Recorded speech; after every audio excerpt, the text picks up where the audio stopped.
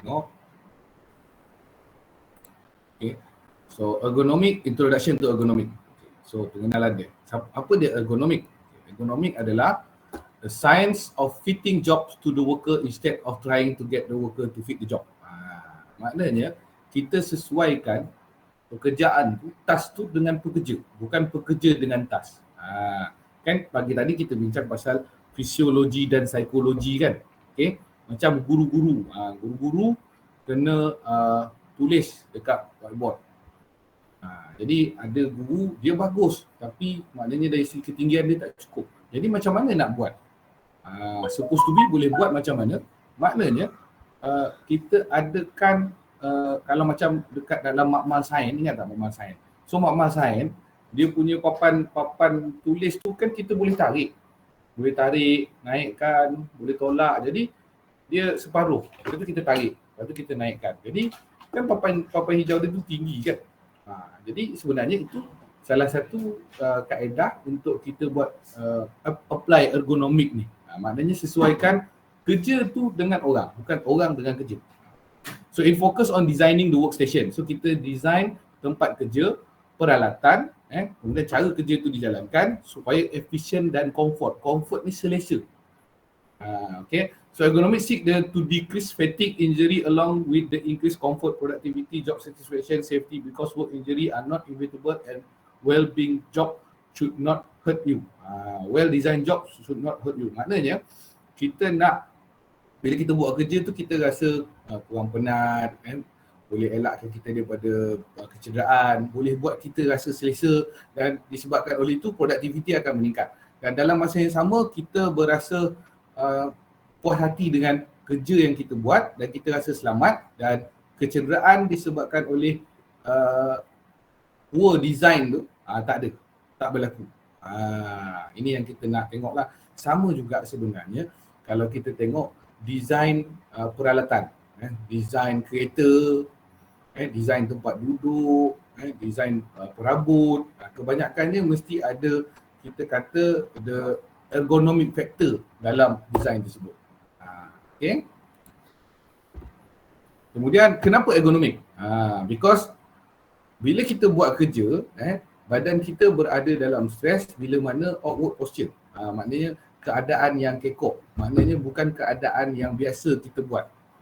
Okay. Kadang-kadang disebabkan extreme temperature. Maknanya tempat kerja kita tu memang panas. Dia takkan jadi sejuk. Contohnya dapur memasak lah. Dapur takkan sejuk. Dekat dengan api tak sejuk lah. Okay. Ataupun adalah kerja-kerja yang kita kata repeated movement of your muscular skeleton system. Maknanya sistem tulang dan otot badan kita. So badan kita dia ada motor system. So dia terdiri daripada muscle dan skeleton. So muscle and skeleton. Jadi ada muscle, ada skeleton, kemudian ada kita panggil saraf. Jadi inilah yang menggerakkan tubuh badan kita sebenarnya. Okay. So kat badan kita dia akan tunjukkan sistem, contohnya penat, sakit dekat tengkuk, penat lah. Kemudian rasa tak selesa belakang, duduk lama-lama pun rasa tak selesa. So ini adalah antara tanda-tanda awal musculoskeletal disorder. So maknanya kita dah start ada badan kita dah memberi tanda-tanda dia tak selesa dengan cara kita bekerja. Okay. So objektif dia ergonomik ni adalah untuk kita kurangkan kecederaan pada sendi, pada otot, pada tulang kita. Sebab dia tulang dan otot ni dia berkait rapat lah. Dan dia nak bagi kita selesa. Dari segi productivity, kemudian job description samalah tadi. Okay. Sebab kecederaan disebabkan kerja yang berulang-ulang ataupun kita kata yang station work, ini boleh berlaku lah. Okay. Dan dalam masa yang sama bila kita apply ergonomik ni, kita punya kerja jadi lebih efisien, lebih cekap. Kemudian kita akan, bila kita buat dengan cekap, kita rasa selesa, kita akan kurangkan membuat kesilapan. Dalam masa yang sama menambah baiklah hasil kerja kita. Dan kadang-kadang kita pun perlu untuk memudahkan task tersebut, aktiviti tersebut. Okay, so itu dengan ergonomik lah. So kemudian kita masuk musculoskeletal disorder, ataupun kita panggil MSD. So MSD ni cumulative and chronic injury of soft tissue. Soft tissue. Soft tissue ni ada banyak. So kita ada muscle, kita ada tendon, kita ada ligament, kita ada nerve, saraf, kita ada joint dan kita ada blood vessel. The body has limit and can fail or wear out when abused or misused. Abuse ni maknanya kita lanyak cukup-cukup. Kita lanyak cukup-cukup. Lanyak cukup-cukup ni maknanya kita paksa. Dia tak boleh. Sebab tu akan ada orang tanya. Ini kita nak bawa sedikit perbincangan lah. Okay, akan ada orang tanya. Contohnya orang tanya macam mana? Soalan yang orang akan tanya. Okay. Ni kita nak bincangkan lah ni. Okay, kita bincangkan. Okay. Ada orang tanya, kalau atlet macam mana? Macam atlet angkat berat kan? Boleh angkat sampai 130 kilo. Berlatih dekat garaj. Berlatih kat garaj, menang pingat emas. Filipin, 130 kilo. Itu macam mana pula tu? So adakah itu apply ergonomik? So ergonomik ni application dia bukan hanya kepada pekerjaan. Benda lain pun kita apply juga ergonomik ni. Contohnya macam sukan lah, ni baru Olimpik kan. So kita boleh bincangkan. So macam mana? Rasa-rasa macam mana? Ada yang nak ni. Okey. Cikgu Dina Rosli.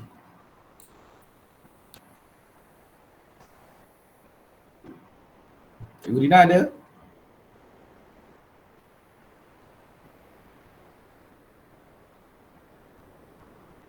Tanya putus. Okey, tak apalah. Tanya orang lain. Okey.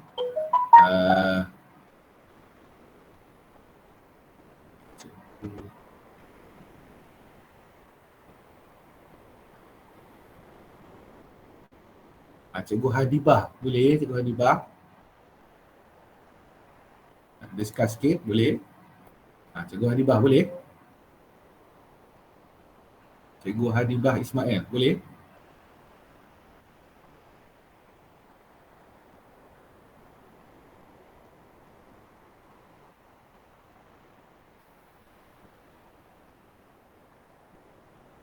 Cikgu Hadibah ada?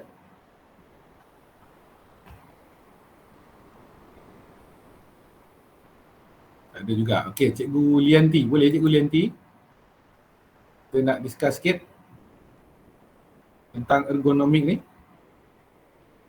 Sebab tadi dia kata musculoskeletal disorder boleh berlaku sebab kalau kita abuse. Dia kata abuse ataupun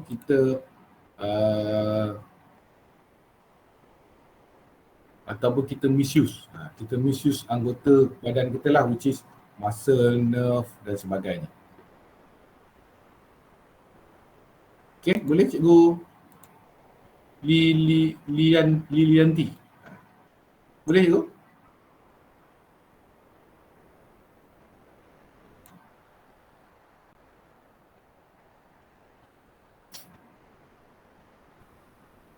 Cikgu boleh dengar saya betul? Dengar. Cikgu tak jawab saya ni. Okey, saya cuba lagi seorang. Untuk kita discuss. Okey, Cikgu Nur Atira boleh?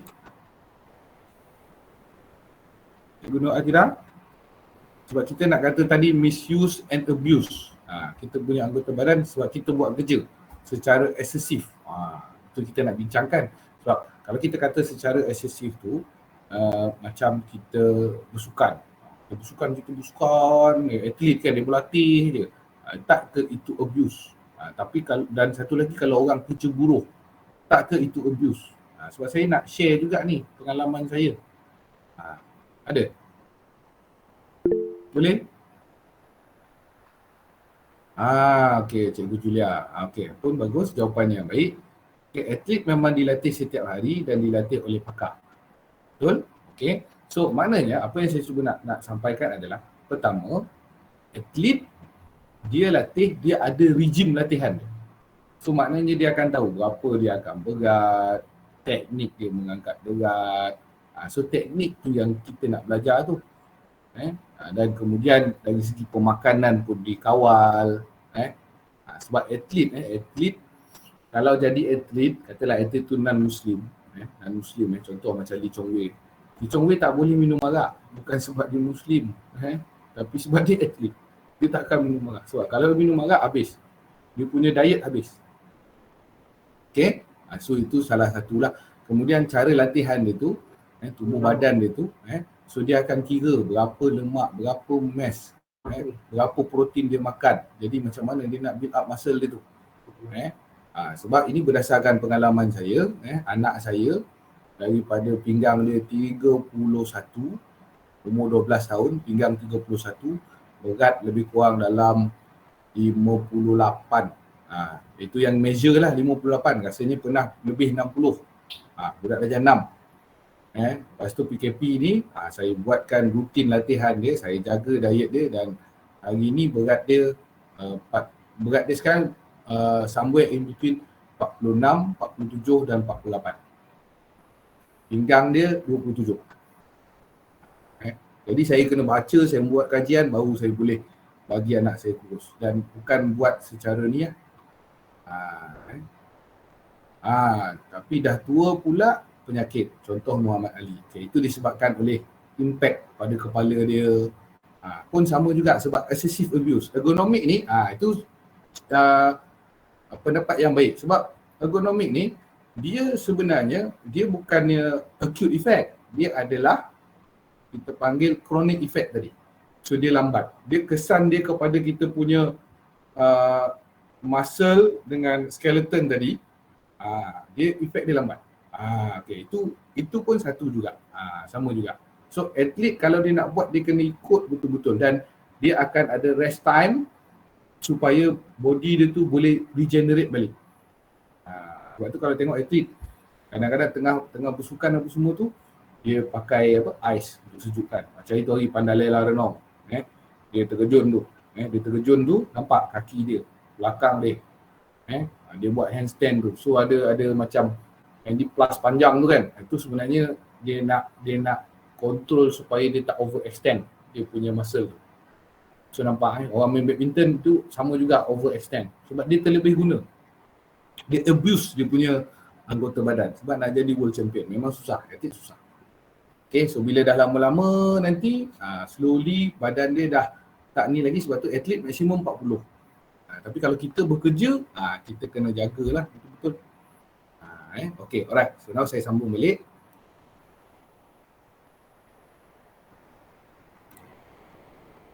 Okay, so itu musculoskeletal disorder tadi. Okay, so now saya sambung. Okay, so nampak the body has limit and can fail or wear out when abused or misused. Nampak So kalau kita dalam proses pembesaran macam anak saya,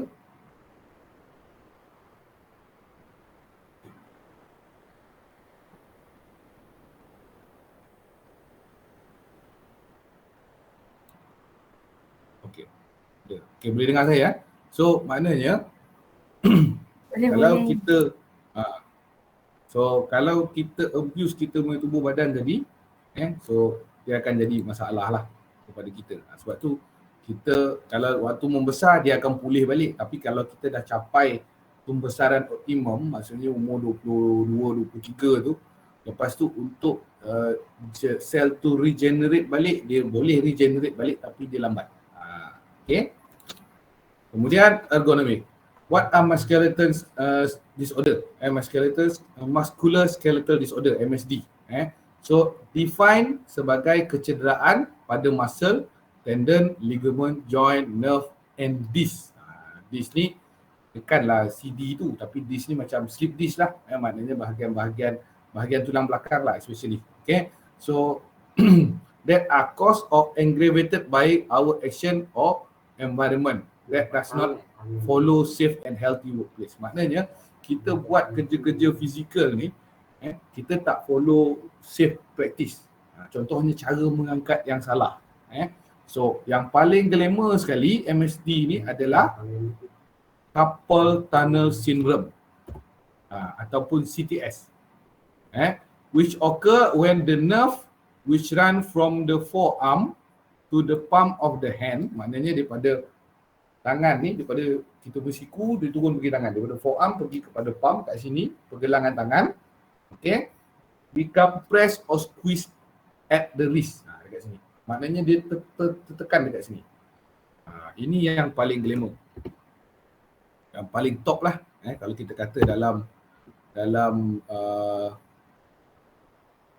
apa namanya MSD ni, CTS tu yang paling glamour sekali. Okay. Soalan ataupun perbincangan. Ahli bina badan bila dah stop pergi gym. Ni cikgu Firdaus tanya.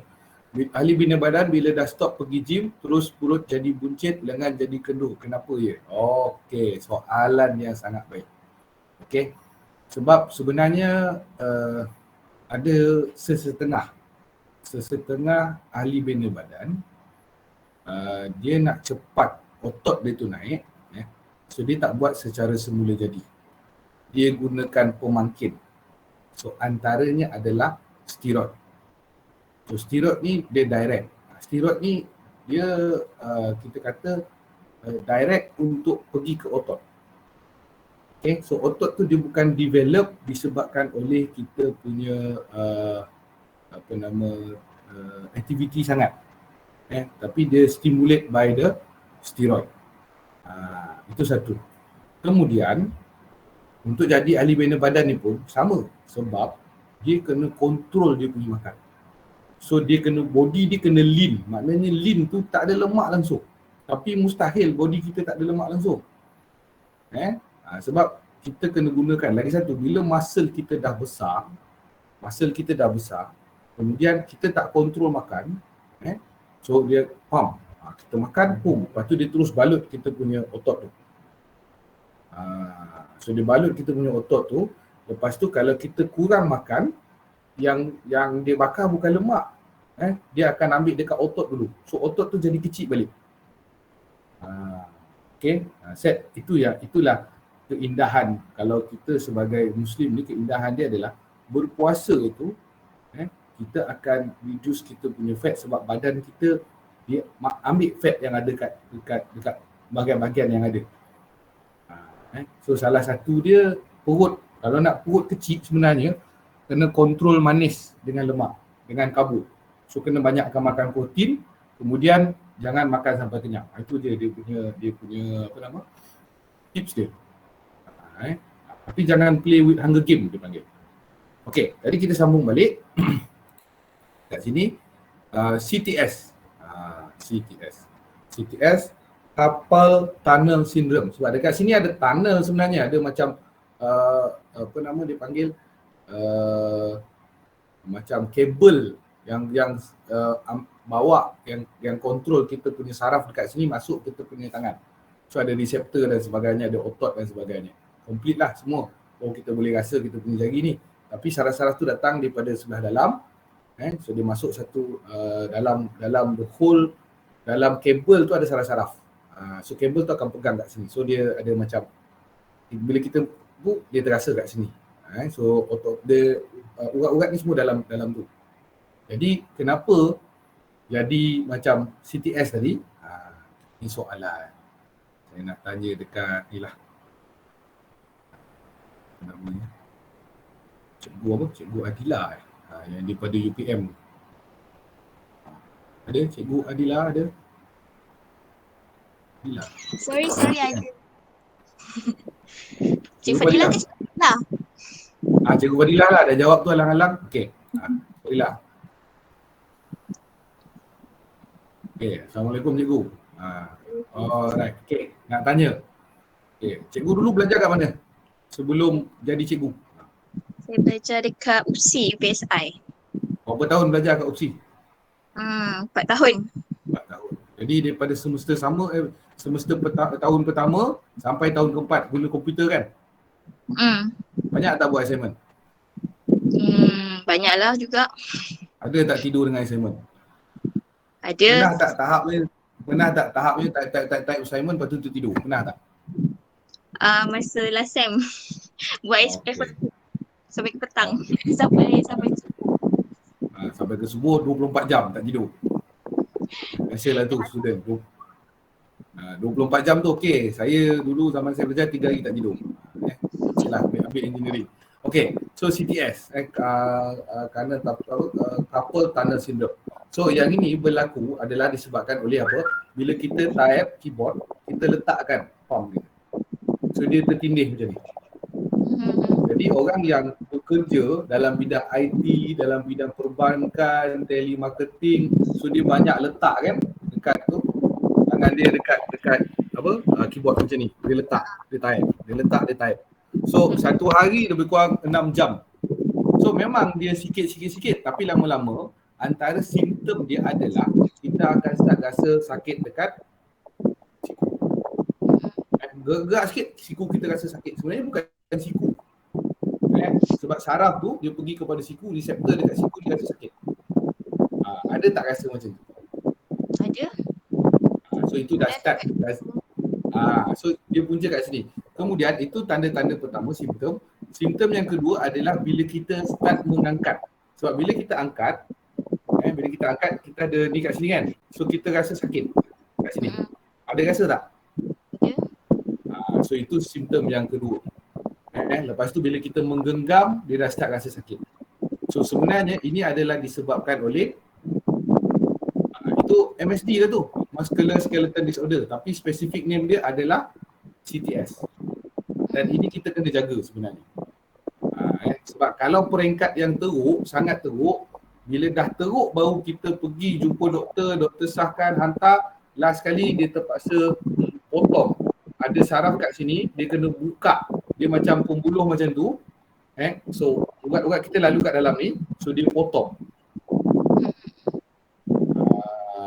So dia potong. Bila dia potong baru urat tu release, baru dia ni. Tetapi side effect dia adalah kita tak boleh angkat dah benda yang berat-berat. So nak dukung baby pun susah. Nampak Jadi apa yang kita boleh buat?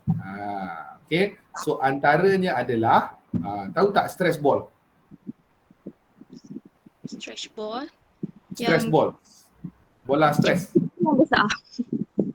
Yang macam bola yang macam gabus tu. Yang kita yang kita genggam-genggam. Itu sebenarnya adalah exercise yang baik untuk tangan. Dan boleh nanti buka juga YouTube ke ni bola picit-picit. Betul lah tu. Stress ball. Itu bagus sebenarnya untuk kita punya ni tangan. Sebab dia akan kuatkan kita punya otot kat sini.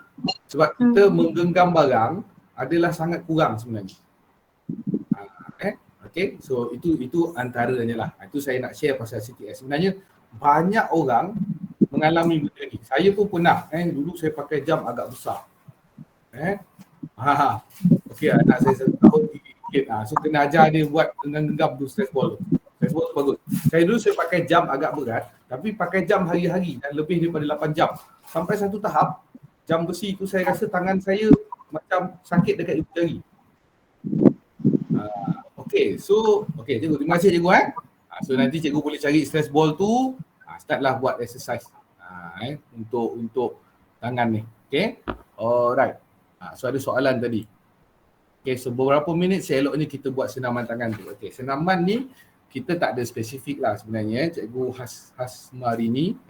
So sebenarnya dia adalah bergantung kepada kekerapan. Sebenarnya kalau senaman kita buat 1 hari 20 minit dah cukup lah. Kita tak perlu terlalu kita kata intensif sangat. So di peringkat awal kita buat sikit-sikit je. Macam kalau dah 5 tahun tak jogging, hari pertama jogging, just jalan je sebenarnya. Hari pertama tu kita jalan je dulu. Jalan 200 meter. Okay, hari kedua jalan 200 meter. Hari ketiga jalan. Seminggu tu jalan je sebenarnya. Hari ke 7 kita stop, hari ke-8 baru start berlari. Itu pun slow dan pendek. So sama juga untuk stress ball ni, kita just dapat dalam 1 minit, 2 minit cukup lah. Dan dia kena kerap. Nanti lepas Okay, pagi sekali, lepas lunch sekali, petang sebelum balik sekali. Cukup lah. So dalam 1 minit dia cukup. Okay. Time derma darah kena picit bola ni. Betul. Sebab derma darah dia bukan picit saja. Kadang-kadang dia bagi yang tissue roll tu je dia suruh kita pegang. Sebab dia nak stimulate darah tu. Sebab bila kita exercise, darah tu mengalir sehingga ke sel-sel tu. So dia bagi oksigen. Bila bagi oksigen dia akan start bakar lemak dan pengaliran darah tu lebih cepat. Itu sebenarnya antara function dia. Bila kita exercise ni, kita push oksigen pergi ke seluruh badan. Oksigen tu akan digunakan untuk bakar lemak. Sebab tu kalau tengok atlet pecut, dia tak bernafas kat hidung, dia bernafas kat mulut. Dia sedut besar-besar sebab dia nak oksigen banyak. Sebab dia punya pembakaran dekat metabolisme dia dekat setiap sel tu, dekat setiap saraf dia tu rapid, laju. Jadi lagi banyaklah oksigen dia dapat. Sebab oksigen tu pun dia guna dengan cepat. Sebab tu dia bernafas pakai mulut. Kalau tengok pelari pecut, macam Usain Bolt tu, tahun ni dia tak masuk Olimpik, dia sedut pakai mulut, dia tak sedut pakai hidung. Lepas tu dia sedut banyak dan laju. Macam orang nak lemas. Tapi memang macam tu. Okay, so itu tadi CTS, Carpal Tunnel Syndrome. Now kita sambung lagi. Okay. Okay, so dia kata apa lagi? Ini tadi lah. So dia squeeze at the wrist. So kita guna stress ball tu lah tadi. So kemudian CTS, narrow rigid passageway ligament and bones at the base of the hand. So 5 median nerve and tendon. Tadilah ini dia terhimpit. So kadang-kadang dia thickening. Bila dia terhimpit tu dia jadi keras, dia tak fleksibel, dia akan irritate. So swelling, narrow tunnel, kemudian start kacau kita punya nerve. Kemudian dia akan rasa sakit ni. Kemudian loss of grip or numbness in the hand. Ini dah teruk lah sampai tangan kita dah rasa kebas. So antara simptom dia, pertama kita rasa pain, kemudian kita rasa weakness. Weakness ni kita rasa tangan kita lemah je. Tangan saya lemah je lah. Lepas tu stiffness. Stiffness ni maknanya body kita tak fleksibel. Maknanya kalau buat macam ni, tak bertemu tangan belakang. Tu stiffness lah. Dan stiffness ni sebab kalau exercise dia ada 4. Satu untuk strength, 2 untuk agility, lepas tu ketiga untuk endurance, keempat untuk skill. So ada 4 jenis exercise. Ini yang kita kena faham lah. So kalau stiffness tu kemudian sensitivity kita hilang sensitivity. Kemudian swelling, membengkak, kemudian kita rasa panas, burning sensation, tingling, dan kita rasa pening, kemudian susah untuk bergerak, kemudian kita cumbersome, kita clumsy, cemerkap. Maknanya kita punya motor movement tu tak berapa cantik. Sebab tu exercise penting. So ergonomic program. So a systematic process for identifying, analyzing and control workplace risk factor, often reducing musculoskeletal disorder. So kita kena identify juga dan analyze workplace kita. Adakah dia friendly kepada kita? So adakah dia akan menyebabkan musculoskeletal disorder ni, MSD? So macam mana cara dia, apa program yang kita boleh buat? Pertama, identify risk factor. So kita tengok kita punya workstation tu dari segi ketinggian, dari segi kawasan, kita nak capai barang, kedudukan barang, berat, adakah kita buat kerja repetitif ataupun kita buat kerja statik, ataupun outward posture dan sebagainya. Kemudian involve and train management and worker. So kita kena train orang.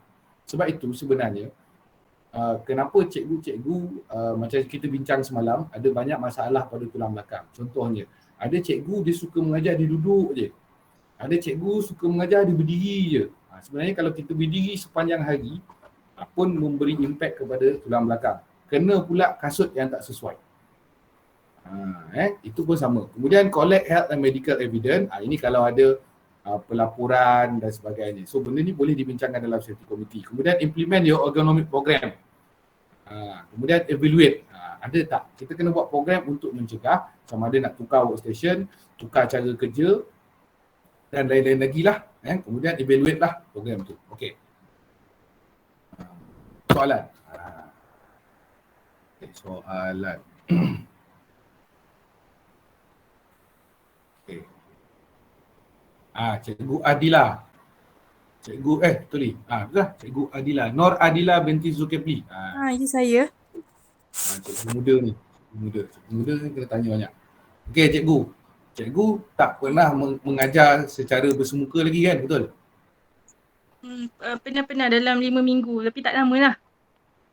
Okey, 5 minggu. So duduk di bengkel ke di classroom? Dua-dua. Dua-dua. Okay, soalan. Okey, soalan. Cikgu kalau pergi sekolah, kasut yang cikgu pakai kasut yang macam mana?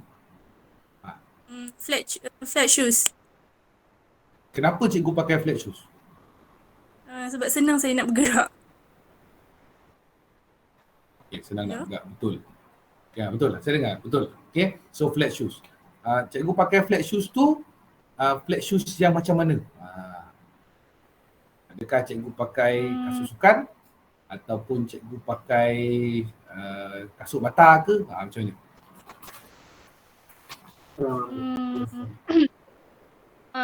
Dia more pada pattern bata lah macam tu. Tak adalah sport shoes sebab macam tak sesuai pula dengan ukuran. Okay. So maknanya cikgu pakai kasut yang dia panggil slip on lah, betul? Slip on kan, dia tak bertali kan? Betul? Okay, slip on. Okay. Kenapa saya tanya? Okay. Cikgu kenal dengan Steve Jobs tak? Okay, pengasas Facebook tu. Steve Jobs dia tak asaskan Facebook. Facebook lain. Facebook Mark Zuckerberg. Okay, Steve Jobs tu Apple. Sorry. Steve Jobs Apple. Okay.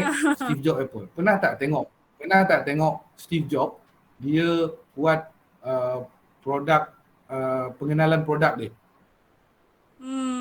Tengok tak video tu? Saya tak pastilah. Okay, nanti kalau tak pasti tengok. Okay. Kenapa saya kongsikan? Okay, terima kasih cikgu. Okay. Kenapa saya kongsikan benda ni? Okay. Itu Steve Jobs. Steve Jobs. Dia dah kaya, dia dah mati dah pun dah tak ada. Which is dia buat pengenalan produk dia pakai baju turtleneck. Dengan panjang. Dia pakai jeans, dia pakai sport shoes. Ini dia nak kita kata nak tunjukkan produk Apple. Produk Apple yang pertama tu iPhone yang pertama tu, itu cara dia kenalkan produk dia. Just imagine. Dan sebab saya pernah kerja dekat KL, banyak kerja dekat KL. Orang yang bergerak kerja ke KL ni mostly dia orang guna public transport. Kalau yang biasa-biasa macam saya ni lah, rakyat Marhain ni, kita guna public transport je daripada Seremban, daripada Kajang, daripada Putrajaya. So kita naik train. Naik train. Ini saya observe lah. Lama saya observe, mula-mula saya tak ni sangat awal-awal saya kerja tu. Tapi lama saya observe, kenapa dia orang ni pergi kerja pakai kasut jogging? Dia orang pakai kasut jogging. Pakai kemeja, pakai tie, kadang pakai coat, tapi kasut sukan. Macam tak kena lah. Okay, saya observe. Hari pertama, hari kedua, tapi lepas sebulan saya dah start rasa belakang saya sakit. Sebab bila kita pakai kasut yang tak sesuai, kan kasut kulit dia ada sole dia, belakang dia tu tinggi sikit, lepas tu dia keras. Dan bila kita letakkan kaki kita tu, kita melangkah tu dia ada impact juga sebenarnya. So impact tu dia pergi ke tumit, dia naik, dia pergi ke tulang belakang.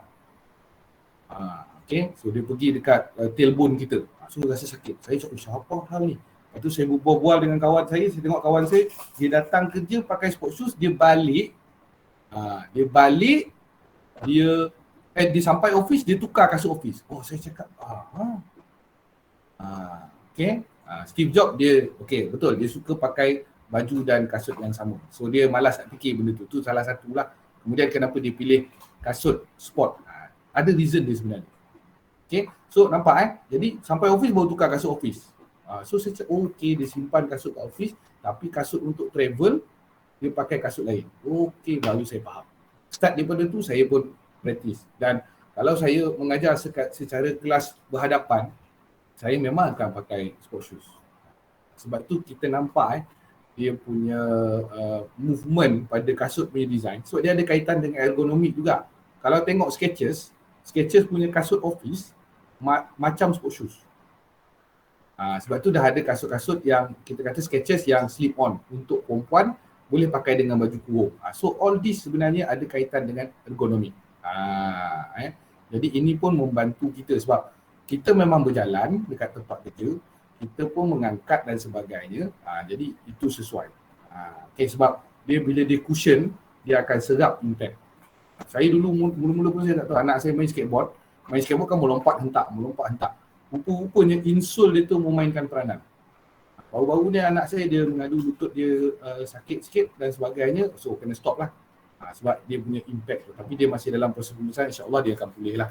Ini pengalaman yang kita kutip, dia ada kaitan dengan ergonomi. Okay, saya sambung. Okay. Alright, so nampak itu tadi. So daripada situ baru kita evaluate lah. Okay, kemudian okay, so promote worker recovery through healthcare management and return to work. So maknanya kalau ni lebih baik kita bertindak tadi sebelum kita sakit. Kalau tak kita kena buat fisioterapis lah ni. Juru pulih cara kerja. Maintain management commitment and employee involvement. Okay. So kemudian risk factor, ergonomic risk factor. Antara dia adalah sebab apa? Kita force, kita paksa tubuh badan kita. Okay. Kemudian heavy lifting. Heavy lifting dengan teknik yang salah. Pull or push. Kita tolak ataupun tarik. Kemudian cara kita membawa barang. So barang kita kena angkat dekat bahagian dada dan dekatkan dengan tubuh badan kita. Bila jauh, dia punya center of gravity tu berbeza. Kemudian gripping, pegang. Kemudian awkward or prolonged posture. Sama juga kita duduk ni. Hari tu, hari pertama, hari Isnin mengajar. Lepas tu malam saya belikat tu rasa sakit. Sebab hari tu saya kurang sikit sebab saya tak bergerak sangat. Sebab tu bila mengajar macam ni, saya gerakkan tubuh badan saya, tangan saya. So masih ada pergerakan. Sebab kalau kita statik ni, badan kita dia jadi masuk dalam, dia kata slow. So dia tak burn, darah tak bergerak, oksigen kurang kat sebab tu, nanti dia akan rasa merengsa. Kemudian repetitive activity. Ini kalau kita kerja-kerja secara fizikal. Bukan susah lah. Macam contoh pukul telur. Pukul telur nak buat bahulu. Ketuk. Manual lah. Ketuk. So dia akan jadi apa? Gripping kita, tangan kita sebab kita ni. Dia akan jadi lenguh. Kemudian overhead work kat atas. Ini dia akan menyebabkan kita sakit tengkuk. Kemudian contact stress. Contact stress ni dekat tapak tangan. Sebab tu bila dah lama kita rasa macam sakit dekat tangan ni. Dan kalau kita jarang buat lah, sebab tu contact stress sama ada kita pakai glove ataupun ini pun dari segi design lah. Macam kita tengok pisau kan. Kalau kita pakai pisau yang stainless steel, pemegang dia pun stainless steel. So sejuk ni. Sebab itu ada setengah pisau, dia punya pemegang tu dia coating dengan rubber. Jadi untuk dikurangkan contact stress. Kemudian vibration. Vibration ni biasalah kita letak tu pegang. Rasa bergegar. Dan lama-lama ni kita akan rasa bergerak. Bila shaky ni dia akan shake juga kita punya bahagian sendi-sendi ni. Itu pun akan menjadi efek. Ini adalah antara risk factor yang kita kena consider lah. Okay. So ni antaranya. So boleh tengok Okay. So macam ni awkward posture. Kemudian overhead work. Ni kerja-kerja manual ni. Ini sama. Twisting and carrying load. So ini pun akan memberi impact. Kemudian ni risk deviation. So kita terpaksa kita kena exertion lah. Itu yang dia jadi sakit tu. Kemudian ni contact stress. Kemudian kita kata poor shoulder and wrist posture ni. So kita nak mengangkat ni lifting bulky load. Ni kaedah mengangkat dia tak betul lah ni. So dia dah terlebih daripada tangan. Sebab tu tangan dia boleh grip kat ujung kotak ni. Ini hand and arm vibration. Ni pun kalau ni. Sebab tu kerja-kerja macam ni dia panggil micro break. Kita kena ada micro break. Ada micro break baru boleh ni. So work setting and potential versus potential risk factor. So architectural and design, ni antara contohnya lah. Lifting or carrying average 12 kilo. Poor awkward posture. Medium 6 hours sitting. So duduk lebih 6 jam, memang akan ni. Kemudian stressness. Kemudian medium building and ground cleaning maintenance. Ni kalau kerja-kerja maintenance, shoulder and wrist posture. Ni kerja-kerja cuci lah. Cuci atas, cuci ni, mengelap lantai dan sebagainya. Kemudian lifting and carrying. So lebih daripada 20 kilo. Ini pun menjadi faktor lah. Kalau business and financial, poor awkward posture. Sebab ini duduk terlalu lama. Kalau dekat bank tu duduk terlalu lama. Kerja bank, jadi kerani, kerja pejabat, banyaklah. Kemudian lifting or carrying maximum 5 kilo. Office and administrative support, poor awkward posture. Kemudian lifting or carrying average 16 pound. Kemudian contact press dengan keyboard tadi. Ni food preparation and serving related. Stress nurses ni. Okay. Kemudian production, lifting or carrying average 20 kilo. Sama juga stress nurse, maknanya kita overstress kita punya pergerakan tu. Kadang nak capai yang jauh, pergerakan banyak. Okay. Kemudian ini kerja-kerja maintenance ataupun pemasangan, shoulder, wrist posture, ataupun lifting ataupun carrying, kemudian transport and material moving. Ini memanglah poor shoulder, wrist posture, lifting or carrying. Ini antaranya kerja-kerja lah yang menyebabkan ada wujudnya risk factor dekat aktiviti tersebut. Okay. Alright, soalan. Saya just nak kongsi okay. Untuk kerja-kerja pengangkutan, saya ada pengalaman. Saya pernah jadi kelendar lori. Masa zaman saya kerja universiti, belajar universiti dulu, kalau cuti semester tu, saya balik kampung, kilang tak ada kat kampung saya, cari kerja, lala jadi kelendar lori. Kelendar untuk produk FNNCC dan Dutch Lady. So hantar ke kedai-kedai. So hari pertama saya kerja, saya dah ada masalah. Kenapa saya ada masalah? Bila kerja jadi kelendar lori. So masalah macam mana yang ada?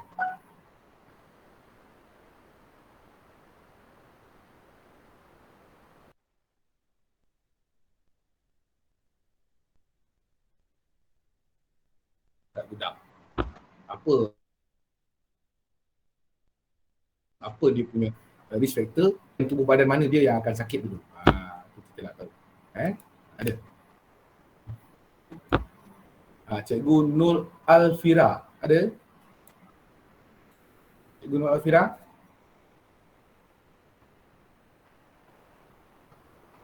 Cikgu Nur Alfira Syuhada Syari, NSS. Ada cikgu?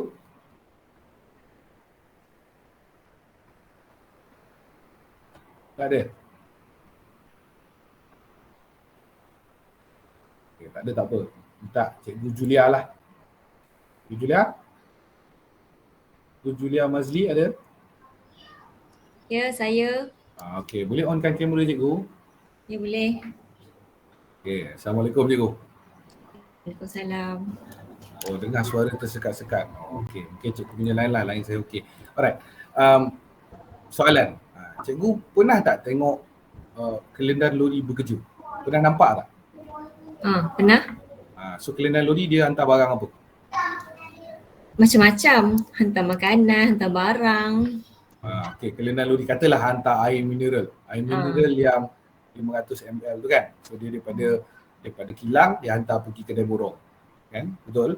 So kalau dalam kita punya katalah kita bayangkan cara dia mengangkat dan bawa masuk ke dalam kedai tu, okey. Katalah 200 kotak. 200 kotak air mineral, tahu kan? Tahu kecil tu kan? Tapi 200 kotak. So apa efek dia kepada tubuh badan kelendar lori tu? Bila dia angkat barang tu ya? Bila dia pindahkan daripada lori, dipindahkan masuk dalam kedai. So apa efek dia kepada tubuh badan dia? Yang pertama mungkin tulang belakang dia kot sebab angkat benda berat hari-hari. Okay, alright. Lagi? Maknanya sakit belakang lah. Sama ada berikat, tulang belakang ataupun pinggang dia. Okay, lagi lain? Sebab dia membongkok, tegak balik, betul angkat benda berat. Betul. Lepas tu otot perut kot mengangkat benda berat tu. Okay, otot perut. Lagi? Lagi apa lagi? Bahagian tubuh badan dia. Sebab bila nak angkat, kita kena guna apa? Lutut, peha, peha, tangan. So Cik Firdaus kata lama atas lori pun sengsara. Ini pun sama juga sebab kadang-kadang ini kerja kelainan lori. Kadang-kadang dia travel daripada kilang ke kedai borong tu, mungkin kilang kat Balakong, kedai borong kat Seremban. Jauh juga tu, 2 jam, 3 jam perjalanan. So duduk dalam kereta lori lama, 2 jam, 3 jam. So prolong sitting pun akan ada masalah. Lepas tu bila sampai, terus angkat pula. So badan kita terkejut. Ni samalah ni sebenarnya. Tak sempat berehat lah badan tu, dia terus mengangkat benda berat lah.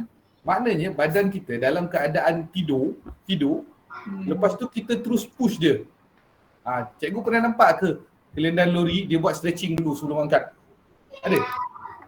Tak, dia terus angkat je. Nampak? Tak nampak Dia pun. terus angkat dia. Ada Jadi nak kejar masa kot. betul, kejar masa is satu hal lah. Tetapi dia kadang-kadang dia anggap stretching tu nanti macam perbuatan yang memalukan. Faham maksud saya tak? Ya. Tapi sebenarnya stretching tu bagus. Sebab kalau kerja dengan kilang Jepun, pagi-pagi memang kena exercise dulu. Ya. Sebab macam saya, kalau dulu office saya tak jauh daripada KLCC. Ada orang, ini kita kata yang profesional ni lah, dia punya mindset agak different sikit. Sebelum masuk office pergi jogging dulu. Exercise dulu. Lepas tu sebabkan dekat office tu ada facility untuk dia dia mandi, tukar pakaian, baju kerja. Jadi dia pergi kerja, dia bawa dia punya gym bag. Saya macam, bukanlah kita kata style, tapi macam sebab mula-mula nampak tu kita rasa pelik. Sama juga kalau kelendan lori, mula-mula kita nampak kelendan lori dia exercise dulu. Dia stretching dulu, lepas tu dia angkat. Kita pun rasa macam, apa Pelik. So dia akan pelik. Tetapi bila dah ramai buat, dia akan jadi benda yang tak pelik lah. Sama juga sebenarnya kalau cikgu-cikgu kata, untuk hari ni sebelum you all buat proses amali pun proses makanan ni, kita nak exercise dulu. Nanti student macam tengok, apa hal ni cikgu ni tiba-tiba, kita nak masak je kenapa nak kena exercise? Tapi which is a good attitude, sebab itu nanti akan mengurangkan ergonomik tu punya risk antaranya. Okay, alright cikgu Sebabnya adik saya, dia kerja dekat kilang Puro 2. Memang hari-hari dia orang memang ada senaman lah sebelum dia masuk line. Betul. Memang budaya lah Puro 2. Sebab dia nak mengurangkan risiko ergonomik tu sebenarnya, sebab dia masih ada kerja-kerja manual. Dia punya lagu tu radio Tai Chi. Saya pernah budaya kerja. Jepun tu lah dia bawa sekali. Betul. Tapi itu sebenarnya adalah aktiviti yang bagus. Which is kalau cikgu nak introduce kepada pelajar-pelajar pun bagus. Tak perlu lama, dia dalam, saya ingat tak sampai 5 minit macam tu je. Lagu dia tu pendek 3 minit. Which is good lah. Okay. Alright cikgu, terima kasih. Okay, nampak so itu tadi. Jadi budaya segan nak buat, betul. Okay, macam ni lama atas lori pun sengsara, enjin kat bawah, betul. Disebabkan oleh vibration. Vibration pun tadi adalah ergonomic risk factor. So nampak so cikgu dah boleh nampak, dah boleh gambarkan dah ergonomic risk factor tu apa. Sebab beza kalau kita naik Puro 2 kancil, tadi cikgu kata Puro 2 kan, kita naik Puro 2 kancil dengan kita naik SLR, Mercedes SLR, lain, jauh beza dia. Naik EX5 dengan naik BMW GS 1200, jauh beza dia. Okay, jadi vibration, sebab tu saya kata dalam design untuk kenderaan, perabot dan sebagainya, dia pun masukkan ergonomik ni sebenarnya. So vibration tu adalah salah satu. Okay, alright. So now saya sambung lagi. Okay, so ni. Okay, so saya sambung lagi. So now ni work setting tadilah. Okay, so now musculoskeletal disorder versus risk factor. Okay, so neck dekat tengkuk. Sebab apa? Antaranya repetitive work, forceful work. Maknanya kita paksa. Hands and arm movement generate force stress on the neck. Sebab bila kita tolak barang ke atas, kita nak simpan barang atas tu tinggi, so kita tak ada step ataupun tak ada stool, kita boleh pijak, jadi kita tolak, kita over exertion. Kemudian static awkward posture. Ini pun sama. Contohnya kita pasang kabel macam ni. Pasang kabel. Panjang ni 30 km punya kabel nak pasang macam ni. So kita akan start rasa sakit sebab dia awkward posture. Kita tak kita tak biasa untuk pandang ke atas macam tu. So itu awkward posture. Okay. Kemudian itu pun menyebabkan MSD.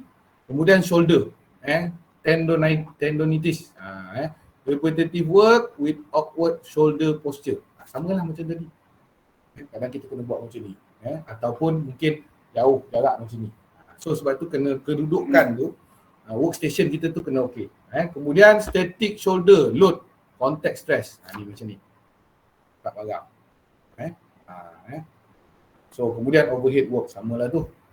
So kalau static macam ni kena pegang aja kan. Susahlah. Okay.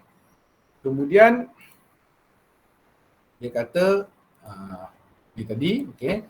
So overhead work, kemudian ni elbow. Epicondylitis, dia kata apa? Forceful work which generate force stress to elbow. Tadilah saya kata. So dia biasanya force dan repetitis, kemudian posture, kedudukan. Okay.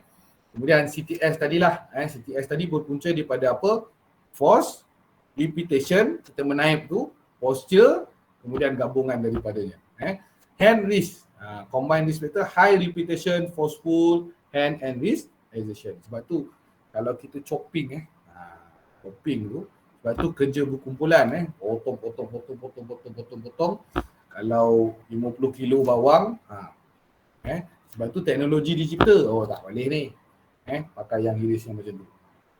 So dia hiris. Okey, cantik. Tapi ada masanya terpaksa guna macam tu juga. Sebab tu ada gunanya blender dan sebagainya. Itu adalah forceful hand and wrist exertion. Ni low back. Tulang belakang lah. Ni dekat bahagian pinggul. Tulang bawah ni dekat dengan pinggul. So heavy physical work. Ini yang kita bincangkan tadi. Kemudian lifting, mengangkat. Kemudian forceful movement. Kita dah angkat, kita kena jalan. Lepas tu kadang-kadang nak letak tu, kita kena bending and twisting. Ni yang tak boleh. Bongkok, twisting. Ini memang sebab kalau kita exercise, kita buat secara orang kata according to kita punya kehendak. Tapi bila letakkan barang ni, bukan according to kita kena hendak, dia bergantung kepada workstation. Kemudian whole body vibration, WBV, ini tadilah yang kata dalam lori tadi. Kemudian static work posture. Static work posture ni, contohnya kalau dekat kilang dia berdiri je. Jaga produk, okey berdiri. Tolak. Produk sampai, tolak. Produk sampai, tolak. Okey ni reject, buang. Tolak 8 jam. Tapi dia berdiri ni, nak duduk tak boleh. Ini akan ada static work posture ni, dia akan, kalau kaki tu darah tu dia pergi ke kaki tak bergerak, sebab tu kena ada, dia panggil micro break. Kalau saya dulu, saya suka panggil cigarette break. Sebab dulu saya chain smoker, sekarang dalam proses nak berhenti dah ni, dah kurang dah. Dalam minggu ni saya baru practice nak berhenti mongkok. So itu pun kita panggil micro break tu pun penting. Sebenarnya masa cikgu mengajar pun micro break tu pun penting. Rasa-rasa penat-penat sikit, keluar daripada kelas tu pusing-pusing satu round dah cukup. Sebab kita tak nak static posture tu. Kemudian hand and arm vibration syndrome, intense duration to vibration tools. So ni contohnya guna grinder dan lain-lain lagi lah. So ergonomic program tadi sama. Training akan benefit kepada workers. So kita nak elakkan MSD tu, muscular skeletal disorder. Kemudian pekerja faham kerja dia tu macam mana dan bagaimana dia nak buat dengan baik, dan kita pun boleh berbincang dengan dia. Ini adalah inilah. Kemudian train management and worker. Management and worker need to understand the ergonomic if they are correctly identified and solve workplace MSD problem. Ini pun boleh dibincangkan juga nanti. Kadang-kadang kerusi yang kita duduk. Ajar saya duduk kerusi kayu. Sebenarnya kerusi ni tak sesuai sebab dia punya tempat duduk dia ni made daripada kayu. Supposed to be kena pakai kerusi yang kita kata ergonomik. So duduk kena tegak sebenarnya. Kalau duduk macam ni mengajar 8 jam nanti akan bagi stres pada saya punya tulang belakang, pada belikat saya. Itu yang jadi hari pertama saya mengajar, saya lupa. Kemudian enable manager, supervisor, employee to identify the risk factor. Maknanya dia faham. Ini akan ada masalah dengan ergonomik. Kalau aku buat kerja ni macam ni, lama sangat dah jadi macam ni. So kalau start tangan aku dah start sakit-sakit, aku kena start exercise pakai stress ball. So itu dia punya benefit lah. So tujuan dia adalah untuk reduce dan prevent musculoskeletal disorder ni. Okay. Kemudian type of ergonomic training, pertama awareness. Macam level yang kita buat ni awareness lah. Kemudian training in job analysis and control measure, common for ergonomic team member. So ni kalau company-company besar, contoh macam Shell, dia ada dia punya ergonomic team members. Sebab tu kalau kita tengok dekat Shell, yang jaga kaunter tu pun, dia ada kerusi tapi dia bukan sentiasa duduk kat kerusi. Dan kadang-kadang ada yang tak ada kerusi tapi dia akan apa? Dia akan tukar-tukar. So tak ada orang tu duduk dekat kaunter tu dia je tak, dia akan tukar-tukar. Sebabnya dia tak nak statik. Sebab bila statik tu nanti akan ada masalah dengan ergonomik. Sama juga, bila nak angkat air ke apa ke barang ke masuk ke dalam tu, kalau yang besar dia akan guna troli. So itu adalah mechanical handling punya equipment. So itu pun untuk improve ergonomic punya risk. Okay, kemudian training in problem solving require for worker in hazard control problem solving group. So ini kalau nak bincangkan, so kita kena bagi supaya dia faham tentang langkah penambahbaikan yang boleh dilakukan. Okay, so, kemudian collect health and medical evidence. Conduct interview and symptom survey, provide periodic medical exam, kemudian conduct job analysis. So ini boleh buat lah. Kalau Cikgu Ustaz nak tengok ergonomik ni dekat KV ada 150 orang. KV mana itu? Teluk Intan. Ada 150 orang. Dah bolehlah keluarkan soalan. Buat Google form je lah. Ada tak anda mengalami sakit bahagian belakang? Sejak bila anda mengalami sakit belakang? Adakah anda sakit di pergelangan tangan? Adakah pergelangan tangan tersebut rasa ni? Adakah tangan anda merasa lemah? So nampaklah. So daripada situ boleh buat collect, boleh buat analisis, nanti boleh nampak. Macam tu je lah. Tak susah pun. Okay. Kemudian conduct job analysis. Obtain complete description of the job including the time needed to complete each task. Macam ni lah. Maknanya okay, guru mengajar di dalam kelas. Okay, so kalau berdiri 1 jam, 2 jam. Lepas tu kalau dia tulis kat papan hitam kan, tangan naik ke atas kan, duduk atas meja, meraih kertas, ni. So ada tak dia punya risk factor berkaitan dengan ergonomik. Ask employee if the way their job is done has changed over time. Ada tak perubahan pada kerja dia tu. Sebab tu yang saya faham, yang saya perasan kalau dulu kerusi cikgu, bahagian belakang dia kayu, bahagian belakang dia body daripada kayu, tapi tempat duduk dengan belakang dia tu ada span. Sekarang saya tak pasti. Itu kursi guru yang lama-lama dulu yang warna biru, warna hijau tu. Okay. Tapi kursi tu pun dah jadi klasik dah sekarang. Sekarang tak tahu, dah lama dah tak masuk sekolah. Yang saya perasan kursi cikgu dengan kursi murid macam sama je kursi plastik tu. Which is kursi plastik tu tak sesuai lah. Tapi tak tahulah. Itu yang saya nampak. Saya pergi kadang-kadang kat sekolah. Okay. Tapi itu pun boleh jadi contribution factor. Sebab kalau cikgu masuk duduk di kerusi tu lama, sejam 2 jam, sebenarnya kalau macam kita ni lah, kita buat kelas ni duduk lama, dia akan bagi risiko kepada kita dari segi ekonomi. Divide the job into task and action. So ni macam mana kita nak buat analisis lah. Okay. Kemudian count and category the risk factor in each task and action, consider work posture. So kita kena tengok lah, pecahkan jenis pekerjaan tu kepada task-task yang kecil. Kemudian kita juga kena ambil kira posture, workstation tu, keadaan tempat kerja, tempat kita duduk buat kerja tu, surface height, kemudian reach distance, jarak dia, surface, kalau ada slip resistant, hardness, surface edge. Also consider the size, weight and vibration of tools that the worker use. Semua kena tengok lah, berat peralatan, size peralatan, ada tak vibration yang kita gunakan kat tempat kerja tu. Okay. Kemudian conduct job analysis. Determine the underlying cause for the risk factor in each task and action. Don't forget to consider the whole body vibration and other demand of the physical working environment. So kerja-kerja fizikal ni kita kena tengok juga. Bukan hanya secara luaran, tapi kita kena consider juga macam vibration kalau ada. Lepas tu kalau ada awkward posture dan sebagainya. Kemudian kena guna biomechanic measure. So biomechanic ni maknanya so dia kata kena tengok use biomechanic measure to measure muscle force and spinal disc pressure.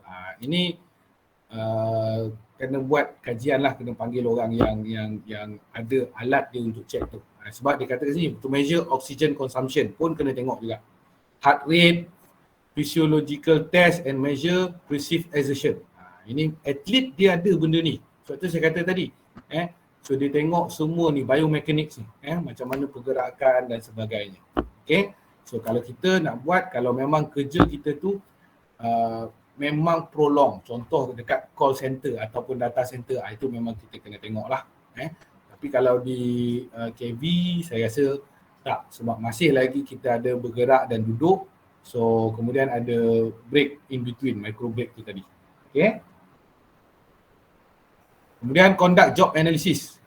So record the severity, frequency and duration of each risk factor. So berapa lama duduk, kalau buat pemprosesan makan tu ada tak overexertion, ada tak peralatan yang berat yang kita nak angkat, ada tak bahan yang berat yang kita nak angkat, jarak bahan tu daripada tempat simpanan ke tempat kita nak buat proses tu, tu semua kita kena tengok lah.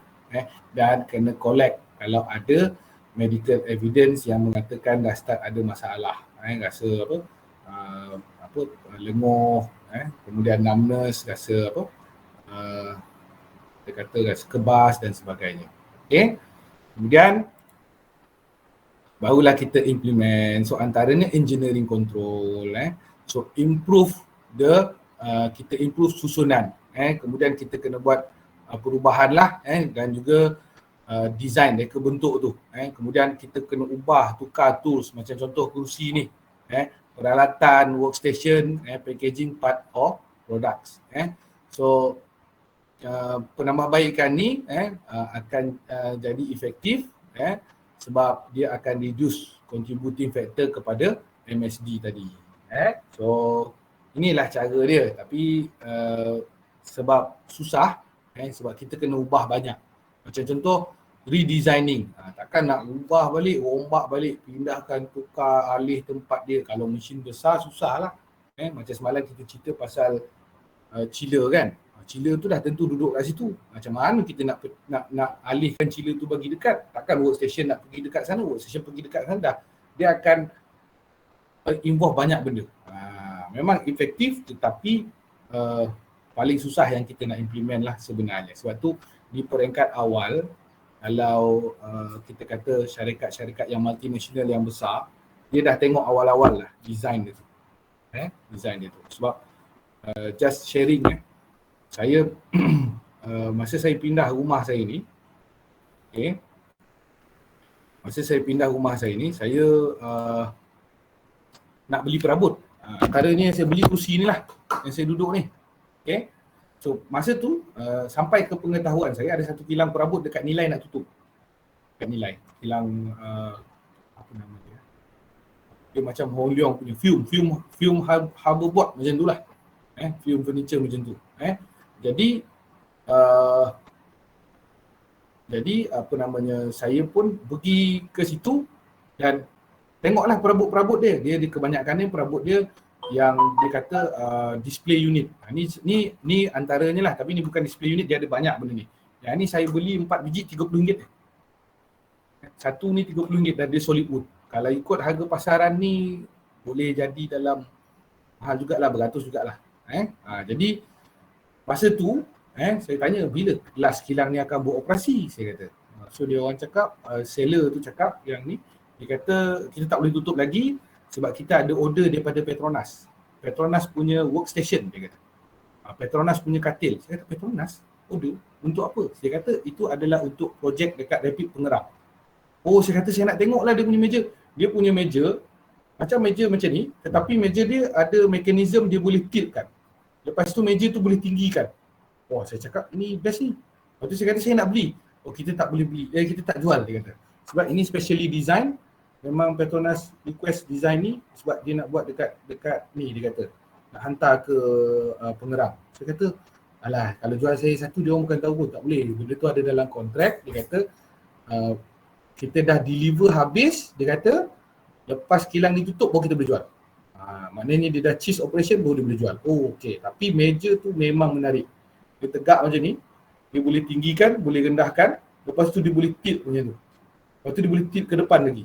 Memang saya cakap, oh ini best ni. Lepas tu dia bukannya pakai apa nama mekanisme yang macam ni, dia ada damper dia. Saya cakap ni kalau jual berapa? 350 dia kata. Saya memang Tarik betul dengan meja tu sebab senang kita boleh ke sini, lepas tu tegakkan macam ni, lepas tu nak simpan dia boleh simpan macam tu, lepas tu letakkan ke dinding. Saya cakap ini banyak kegunaan dia.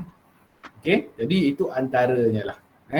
So, okay, Cikgu Julia kata ada peralatan yang tak efisien untuk orang kidal, contohnya kerusi kuliah.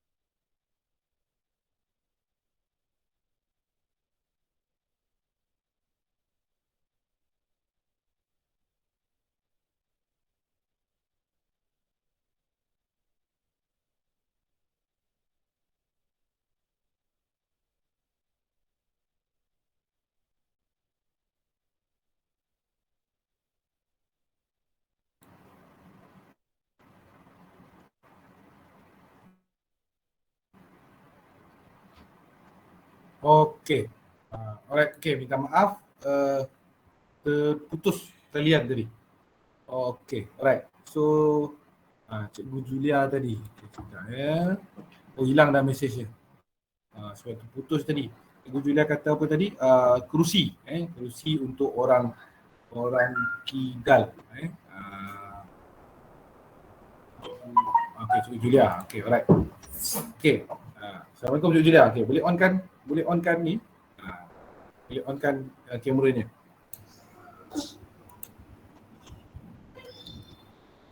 Ya, saya. Okay, alright.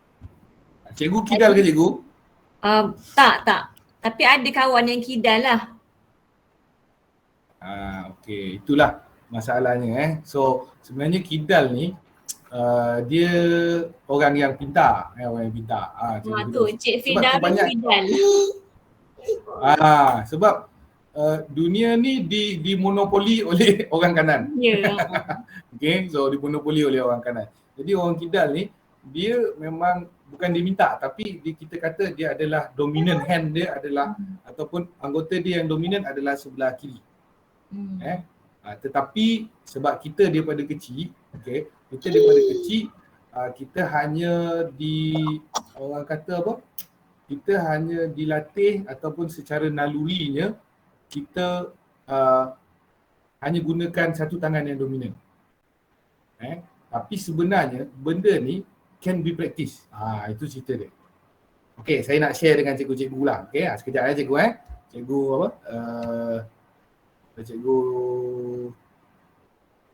Cikgu Julia sekejap saya just nak ni. Ini just satu gerak kerja je lah. Okay. So cikgu-cikgu boleh onkan kamera tak sekejap? Okay. Sebab saya nak buat satu gerak kerja ni. Boleh. Ni menarik sikit ni. Okay. Okay. So minta onkan kamera semua. Okay. Sebab saya nak tengok. Sebab kita cerita pasal ergonomik, kita nak cerita pasal lepas tu tadi ada kaitan dengan tangan kanan dan tangan kiri. Orang dalam dunia ni dunia orang kanan lah sebenarnya. Tapi kalau kita pergi ke US, dia ada kelebihan sikit pada orang kiri. Sebab US dia left hand driving. Pada negara-negara yang left hand driving lah. Okay, so kalau cikgu dah on kan kamera, sekejap saya tukar change layout sekejap.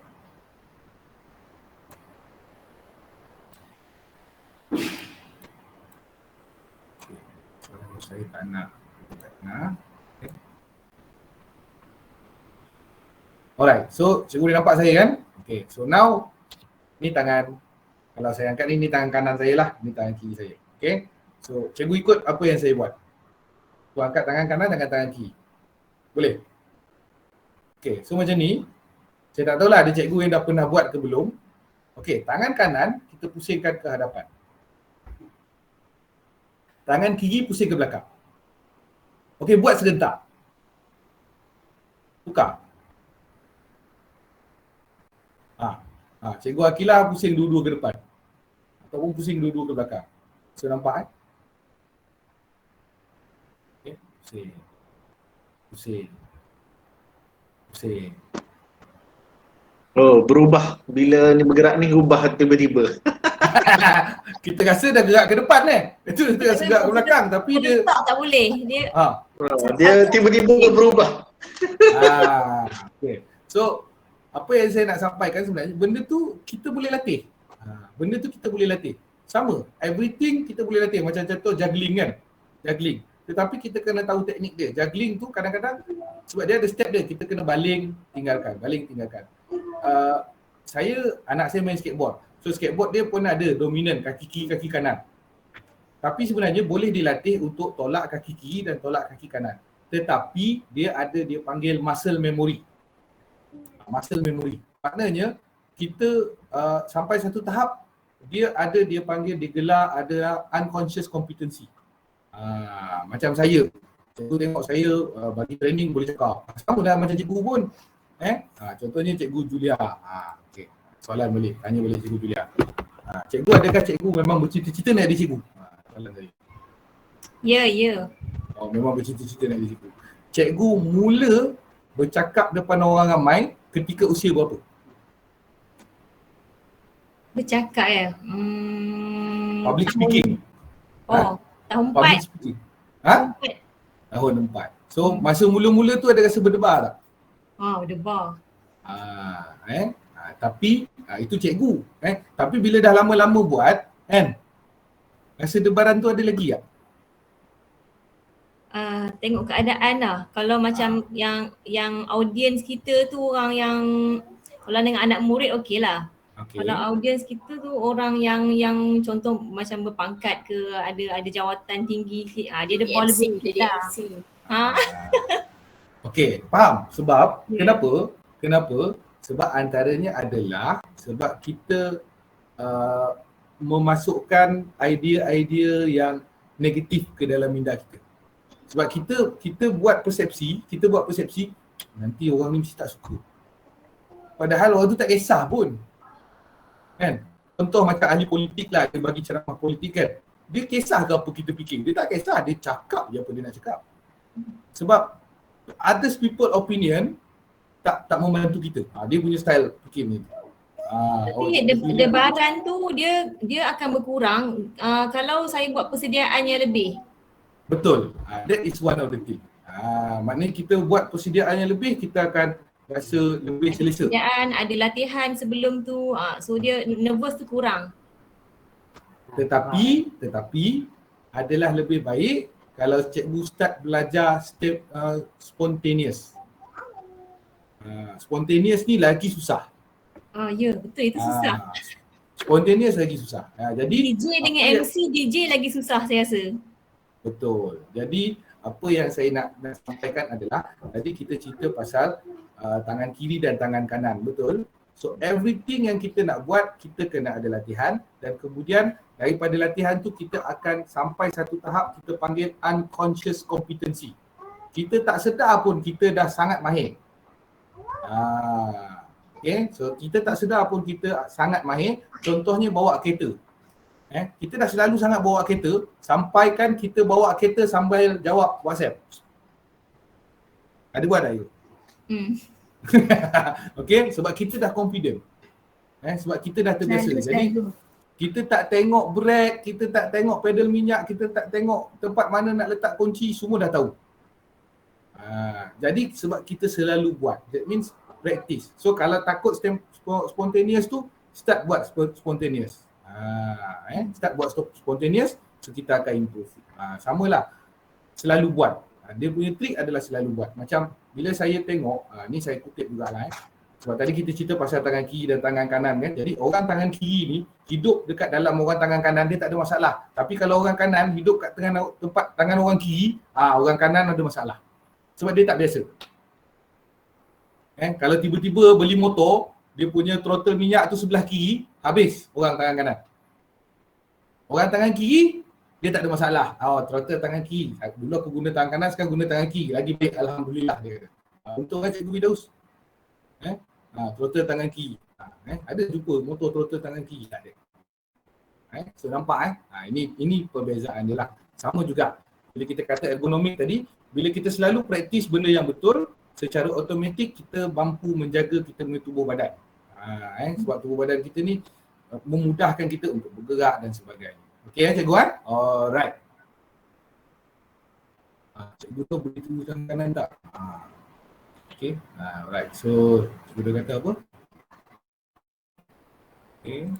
Alright. So okey, orang tangan kanan tengok orang tangan kiri macam kekok. Orang tangan kiri tengok orang tangan orang tengok kiri buat kerja pun nampak kekok. Betul. Sebab dia punya penerimaan tu depan dan belakang tu lain. So kalau kita kata cikgu cuba cikgu bergerak ke kanan sikit, so kita macam suruh dia bergerak ke menjauh. Kalau kita suruh dia bergerak ke kiri tu, dia rasa macam menggerak dekat. Jadi selalu orang akan duduk sebelah kiri dia. So itu memang ni lah. Betul, ada orang dua tangan pun boleh. Dua tangan boleh ni train lah. Maknanya dia tangan kiri, lepas tu mak ayah dia nampak ada tulisan kiri, ketuk orang dia kiri, tulis tangan kanan. Tapi bila mak ayah dia tak ada, dia tulis tangan kiri. Lepas tu sama, lama-lama dia develop dua-dua. Tapi develop dua-dua ni sebenarnya sangat bagus lah.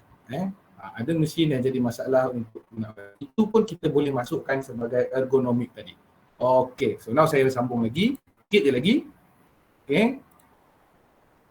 Tak banyak dah. Ada lebih kurang dalam tak sampai 10 slide. Okay. Alright. So kemudian kita implement ergonomic program, administrative control. Okay. So administrative improvement include changing work practice. So kemudian the way the work organized lah, bagaimana kita susun atur tu. So providing variety of job. So kerja tu boleh dijalankan dalam pelbagai kaedah. Work schedule, rotation. Maknanya jadual dan juga rotation kerja lah. Kemudian recovery time untuk masa relaxation time. Ini samalah macam kita exercise, kena ada rehat juga. Okay. Kemudian modify cara kerja tu Kemudian housekeeping and maintenance. So kebersihan dan penyelenggaraan workplace, tool dan equipment tu perlu dijalankan. Macam tadi juga saya kata encouraging exercise. So kena encourage pekerja untuk exercise lah. Okay. Kemudian personal protective equipment. So gunakan knee pads. Ini untuk orang yang kerja dia banyak berlutut. Contohnya pasang tile. So dia tak nak lutut dia ada masalah, dia pakai knee pads. Anti-vibration glove. Grip glove may protect worker from immediate hazard. So ini direct lah.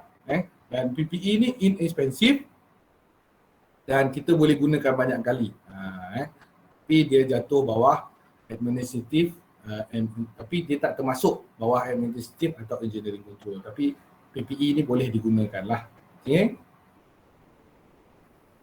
So nampak ni contohnya situation, reason for concern, kemudian intervene, best practice. Okay. So angkat benda berat, benda yang besar, kemudian kerap mengangkat, bending untuk membongkok untuk angkat, pushing dan tolak. So ini stres pada tangan, pergelangan tangan, siku, bahu dan tulang belakang. So ada risiko untuk kecederaan kepada tulang belakang. So lifting aid, kita gunakan peralatan untuk kita mengangkat, guna wheelbarrow, guna troli dan lain-lain lah. Ataupun boleh guna transport device. Kalau berat tu banyak sangat kita boleh ni guna forklift dan sebagainya. Sama juga boleh guna pallet jack juga. Okay. Kemudian wrapping material on pallets. So yang ni kita kena tunduk dan sebagainya. Ini kita guna plastik tu lah untuk kita wrapping. So stretch wrapping machine.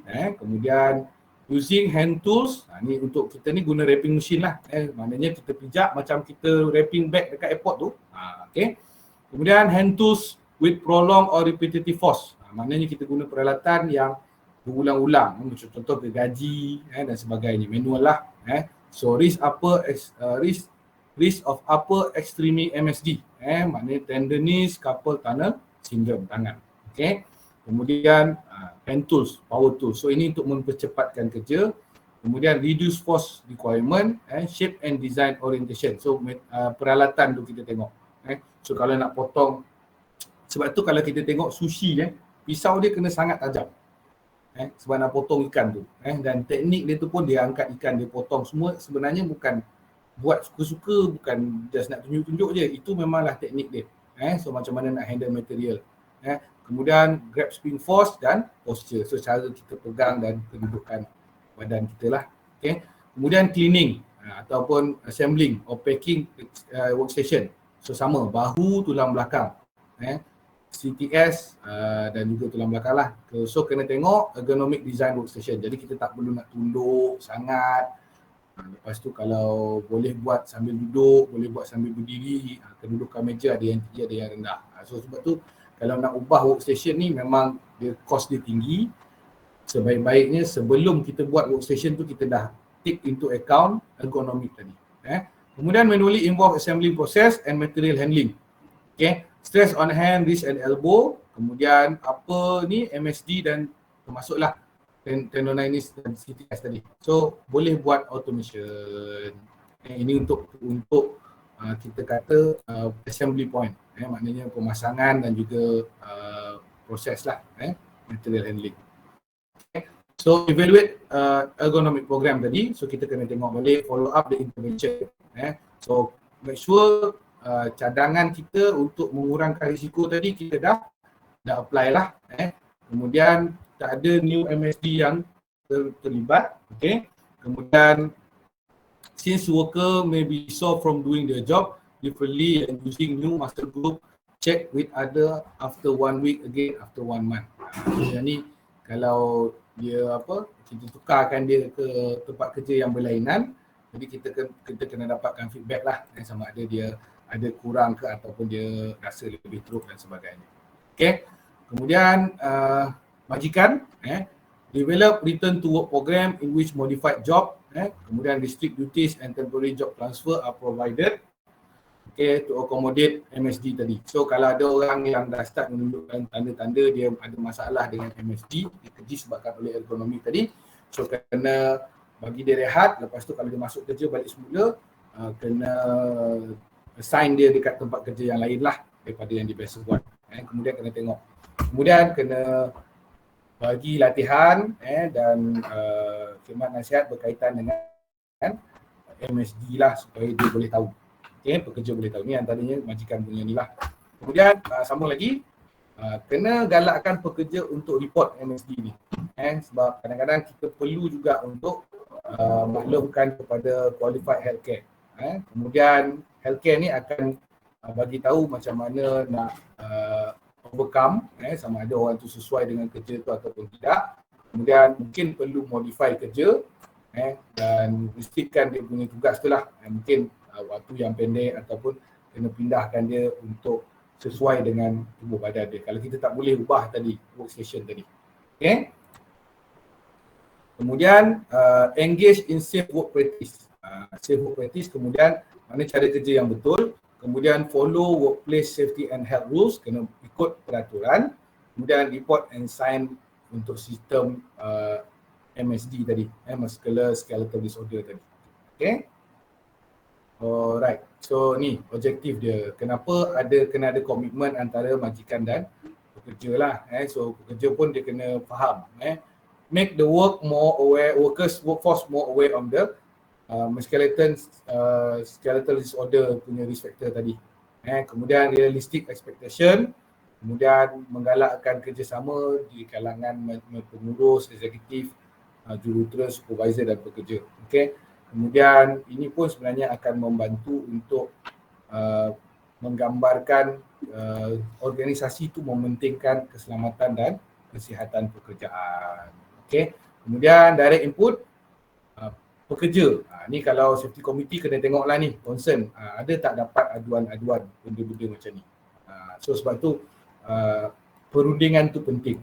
Okay. Kemudian kalau dari segi department kena address pada work group ada tak masalah. Kalau ada kena bincangkan. Committee from various area of the organization discuss. Maknanya berbincang.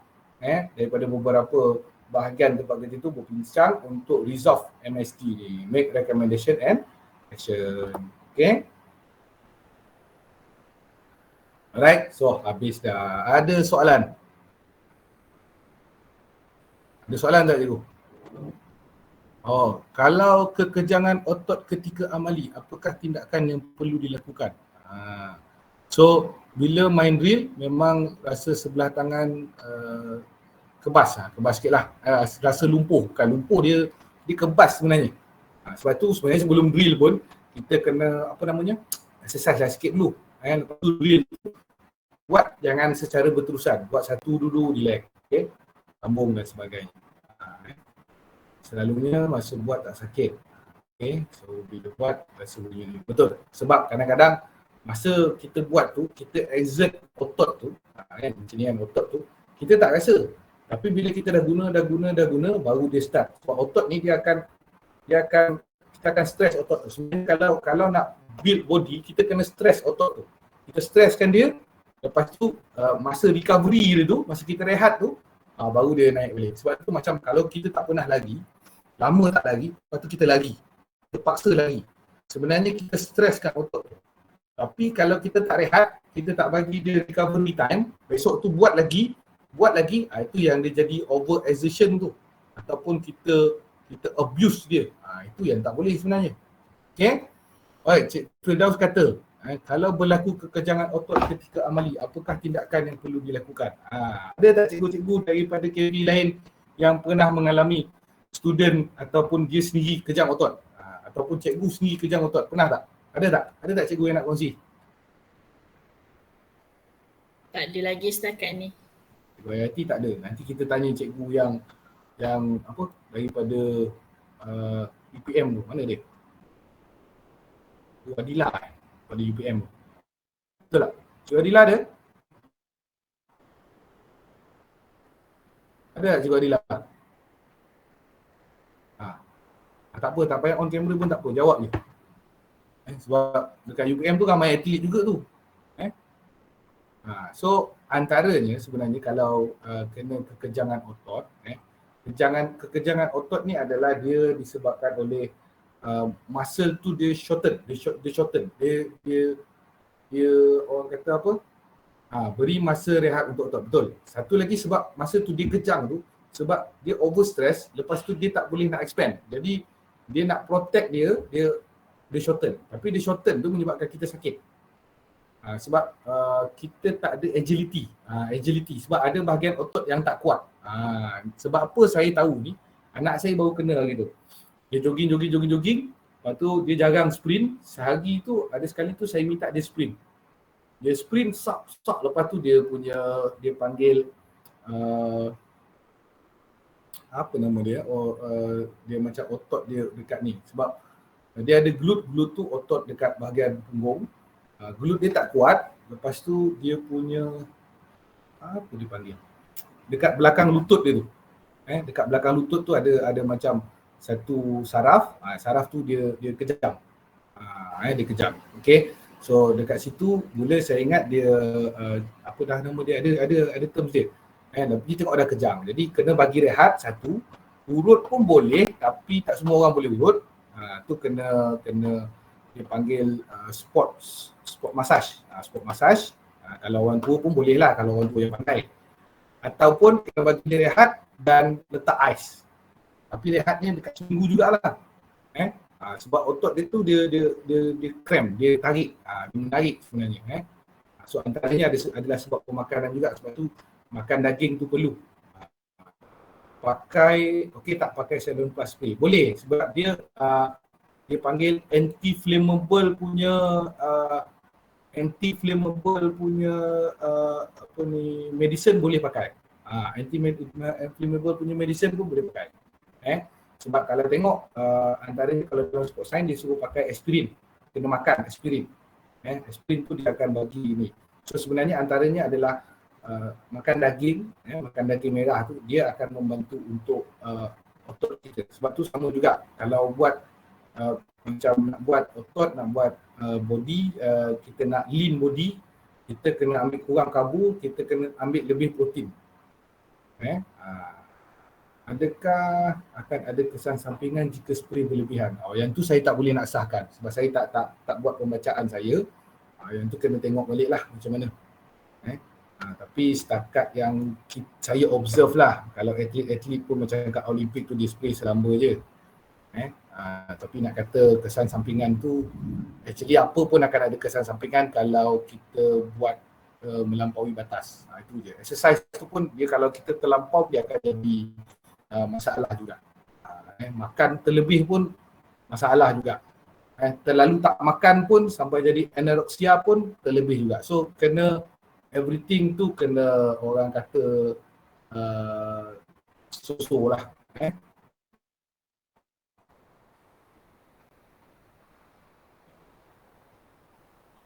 Betul. Tak berani urut tu yang saya kata. Kalau kita tak ada latihan tentang urut tu, tentang saraf tu, kita jangan buat sebab dia nanti dia boleh cederakan sistem saraf tu.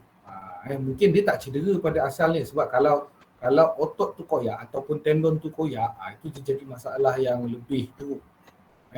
Tapi biasanya jarang kejang otot ni sampai buat pembedahan, melainkan memang tisu tu koyak besar. So koyak besar tu lebih daripada 10 mm kot rasa saya, baru dia buat pembedahan. Kalau tak lebih daripada 10 mm tu dia akan bagi otot tu recover sendiri.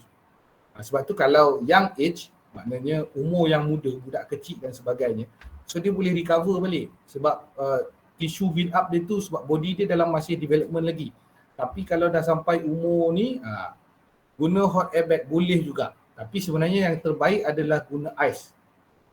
So paling baik adalah guna ais sebenarnya. Ais kita bagi dia supaya dia relax. Sebab tu kalau kita tengok banyak atlet dia letak ais. Okay, alright. Okay, ada cikgu, ada soalan lagi yang lain pula?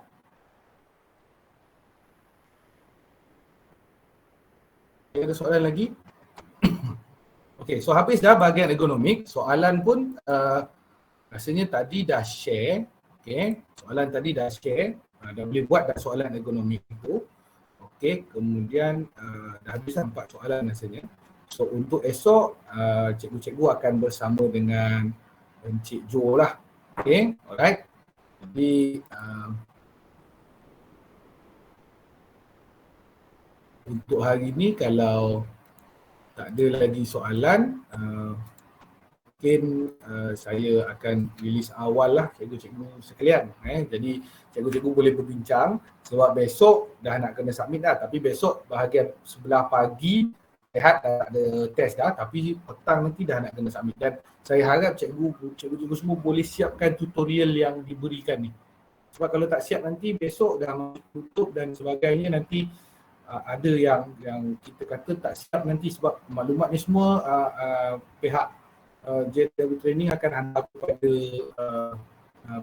urustia khusus di peringkat KPM lah.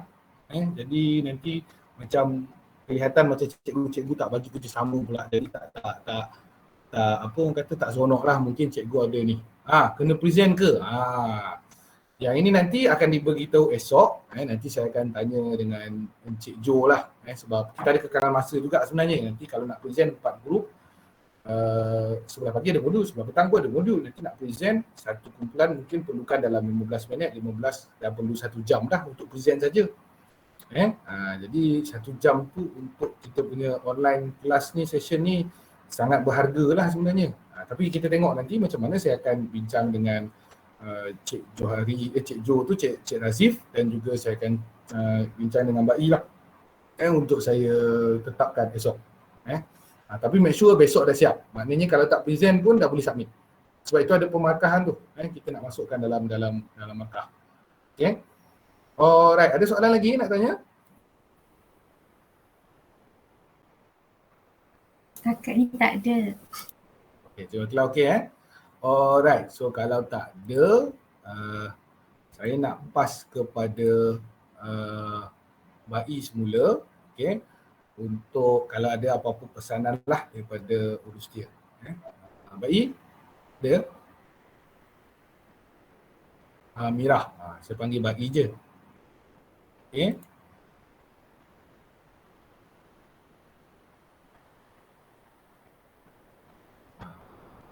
Bayi tak ready lagi kot.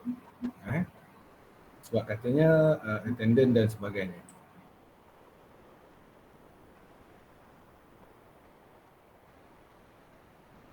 Okay, sekejap saya cuba panggil dia sekejap.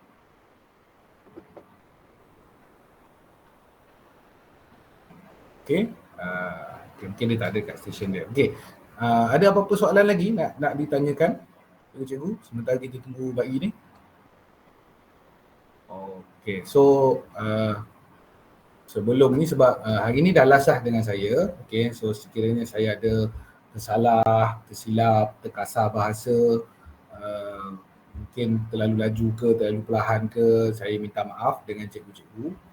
Tujuan saya tak ada lain, just nak buat session ni alive supaya kita tak mengantuk lah. Sebab kelas online ni dia mencabar tu. Okay, terima kasih, alhamdulillah.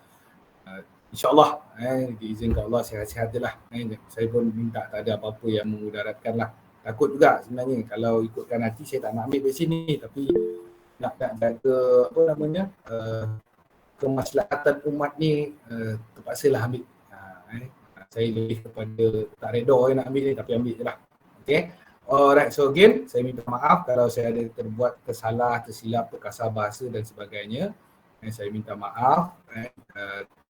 Jangan simpan dalam hati, maafkan saya sebab saya takut nanti kan tak jumpa lagi, susah saya nanti di kemudian hari. So cikgu-cikgu pun alhamdulillah saya tak ada simpanan apa-apa. Terima kasih atas kerjasama dan bantuan lah.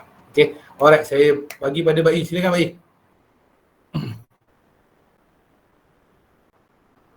Tak apa.